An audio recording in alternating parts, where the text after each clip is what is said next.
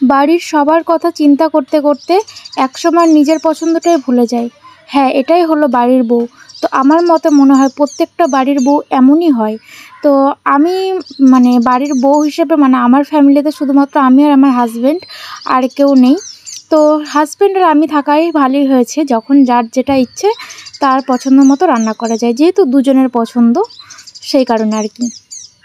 তো এই যে আজকে একটা খুব সুন্দর আমার পছন্দের আজকে এটা চিকেনের রেসিপি নিয়ে চলে এসেছি। খুবই সুন্দর এই রান্নাটা, তোমরা একবার করে দেখতে পারো, অনেক সুন্দর হয় খেতে। তো পুরোপুরি ফুল ভিডিওতে আমার পাশে থাকো। হ্যালো এভরিওয়ান, কেমন আছো সবাই? আমার নতুন একটি ভিডিওতে তোমাদের অনেক অনেক ওয়েলকাম। তো এই যে চিকেনটা আমি সুন্দর করে আগে ম্যারিনেশন করে নিচ্ছি, কিছুই না, শুধুমাত্র নুন, হলুদ আর একটুখানি সাদা তেল দিয়ে। তো এই তিনটে জিনিস দিয়ে আমি ম্যারিনেট করে এটা 1 ঘন্টা মতো রেখে দিয়েছিলাম, যাতে কি নুনটা ভালোভাবে চিকেনের মধ্যে ঢুকে যাবে। তারপরে এই যে সোজাসুজি চলে এসেছি রান্না করতে। তো প্রথমে আগে অনেকটা পরিমাণে পেঁয়াজটাকে আধ ভাজা করে ভেজে নেব। ফুলভাবে বেরেস্তা করব না, একটু আধা কাঁচা করে ভেজে নেব পেঁয়াজটা। তো এই যে পেঁয়াজটা প্রায় আমার ভাজা হয়ে গেছে, এরপর পেঁয়াজটাকে আমি তুলে নেব। তো তারপরে বাকি রান্নাটা পুরোটা দেখতে থাকো। এই রান্নাটা তোমরা একবার অবশ্যই করে দেখতে পারো, অনেক টেস্টি হয়, অনেক ভালো হয় খেতে। তো আমার তো খুব পছন্দ, কিন্তু বড়মশার অতটা পছন্দ না, কারণ ও চিকেন একটুখানি গ্রেভি গ্রেভি পছন্দ করে। আর আমি একদম সে কষা কষা হবে, ভাতের সঙ্গে মুচে মুচে খাবো, মশলাগুলো ওই রকমটা আমি পছন্দ করি। তো এই যে দেখো চিকেনগুলোকে আমি বেশ খানিকটা কড়াইতে তেল গরম করে ওর মধ্যে ভেজে নেব, খুব সুন্দর করে চারোপাশ আমি ভেজে নেব লাল লাল করে চিকেনগুলো। তো আমি সব চিকেনটা একটা কড়াই দিয়ে দিলাম, যেহেতু আমার কড়াইটা অনেক চ্যাপটা, তো হয়ে গেছে। তোমরা চাইলে 3-4 বারে ভেজে নিতে পারো, কোনো ব্যাপার না। তো খুব সুন্দর করে আমি চিকেনটা ভেজে নেব। আর এইদিকে আমি একটা মশলার পেস্ট করে নেব। তার মধ্যে এই যে প্রথমে দেখতে পাচ্ছ টক দই এখানে। তো টক দইটা এখানে এতটা পাতলা, তো এখানে এরকম পাতলা টক দই পাওয়া যায়। আমি আমাদের কলকাতার সাইডের মতো ওরকম টক দই এখানে দেখতে পাই না। তো এই দইটা আমাদের নিয়ে আসা হয়, ভালোই খেতে, বেশ খারাপ না।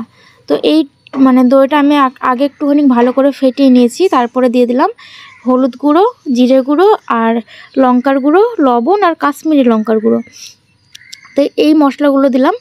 আর এই যে হামনদিস্তাতে আমি আদা আর রসুন একটুখানি থ্যাতো করে নিয়েছি, একদম পেস্ট করে নিইনি, সামান্য একটু থ্যাতো করে নিয়েছি। তো এই মশলাটা এর মধ্যে এবার দিয়ে দিলাম, দিয়ে এরপরে মশলাটাকে খুব সুন্দর করে মিশিয়ে এক পাশে রেখে দেবো। আর ওইদিকে চিকেনটা ভাজা হতে থাক, এক পাশটা কেবলই দিয়েছি, এখন আর এক পাশ হবে। তো ওগুলো হতে থাক, তার সঙ্গে সঙ্গে তোমাদের আমি একটা কথা বলি।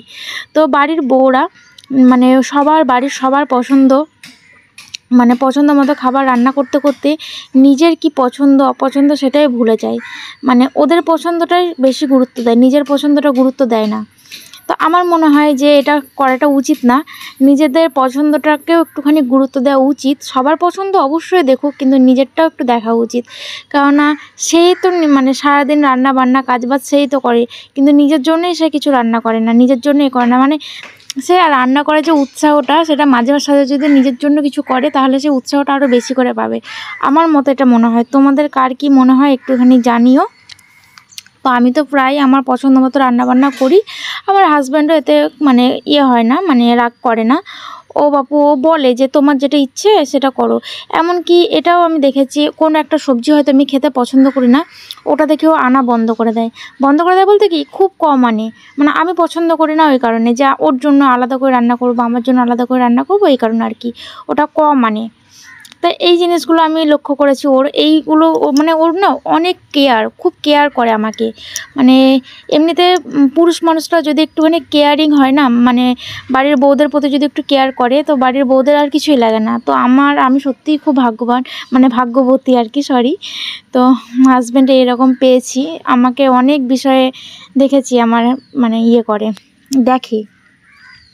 তো ব্যাস, আর বকবো না, অনেক বকলাম। তো যে দেখো মাংসটা আমার খুব সুন্দর করে ভাজা হয়ে গেছে, চারপাশ লাল লাল করে। এরপরে ওই তেলের মধ্যে আমি দিয়ে দিয়েছি গোটা গরম মশলা, তেজপাতা। তার উপরে ওই যে টক দইয়ের যে মিশ্রণটা ছিল, আজকে তুতলে যাচ্ছি কেন বুঝছি না আমি। তো ওটা দিয়ে খুব সুন্দর করে মশলাটাকে একটুখানি কষিয়ে নেব। তো আমার তেলটা অনেকটা বেশি হয়ে গেছে রান্না, আমি বুঝতে পারিনি। চিকেনটা ভাজার পরে একটুখানি তেল তুলে রাখলে ভালো হতো, আমি ওই তেলের মধ্যেই দিয়ে দিয়েছি। তো কোনো ব্যাপার না, একটু তেল বেশি করে আজকে খাওয়া হবে। আর মশলা খুব একটা বেশি দিইনি, তোমরা দেখতেই পেলে। খুব বেশি যে আমি মশলা আহামরি ব্যবহার করেছি তা না। তো এক একদিন এরকম খাওয়া যেতেই পারে। তো এই যে দেখো মাংসটাকে আমি মশলার সঙ্গে খুব সুন্দর করে এবার কষিয়ে নেব, কষিয়ে নিচ্ছি আর কি। আর তোমরা দেখেছো আমি কিন্তু এই রান্নার মানে চিকেনের মধ্যে আমি কোনো রকম পেঁয়াজ এখনও পর্যন্ত ব্যবহার করিনি। ওই যে আধ ভাজা যে পেঁয়াজটা ওটাই আমি ব্যবহার করব, আর কোনো রকম পেঁয়াজ আমি মানে ব্যবহার করিনি। তো এরপরে এই যে চিকেনটা খুব সুন্দর করে কষানোর পরে পরিমাণ মতো জল দিয়ে দিয়েছি। অলরেডি ভাজার সময় 80% সেদ্ধ হয়ে গেছে, আর 20% হয়ে যাবে এর মধ্যেই। তো এই যে দেখো রান্না প্রায় আমার কমপ্লিট। এই যে একদম মানে হালকা হালকা ঝোল ঝোল রেখেছে, হালকা বলতে কি একদম এটা ঠান্ডা হওয়ার পরে একদম গায়ে লেগে লেগে গেছিলো, ঝোল ছিলই না, গরম অবস্থায় এরকম মনে হচ্ছে তাই। তো এরপরে ওই যে আধ ভাজা যে পেঁয়াজটা ওটা দিয়ে দিলাম এর ওপর দিয়ে। ব্যাস আমার রান্না পুরোপুরিভাবে কমপ্লিট, চলে এসেছি খেতে। তো ভালোই হয়েছিল রান্নাটা, খারাপ হয়নি।